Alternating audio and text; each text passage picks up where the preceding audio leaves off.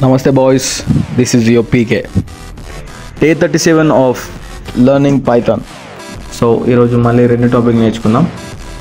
So రెండు topic నేర్చుకునే ముందు నీకు పైథాన్ గురించి ఏ ఇన్ఫర్మేషన్ కావాలన్నా కానీ అకౌంట్ని సబ్స్క్రైబ్ చేసి పెట్టుకో.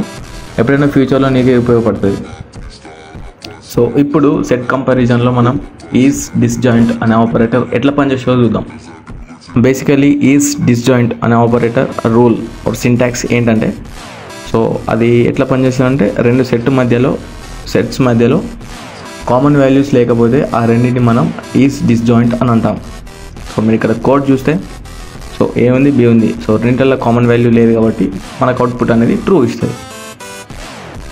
అండ్ ఆల్సో సో సెట్ని మనం లూప్లో వాడాలంటే ఏం చేయాలంటే, సో ఇక్కడ వేరియబుల్ ఉంది, ఒక వేరియబుల్, సో అది ఏ ఈక్వల్ టు సమ్ సెట్ ఉంది.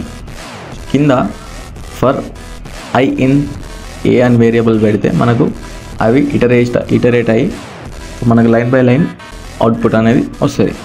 సో ఇక్కడ మనం సెట్ రూల్ ఏంటంటే, సో దాంట్లో డూప్లికేట్ ఐటమ్స్ అనేవి ఏవి ఉండవు. సింపుల్.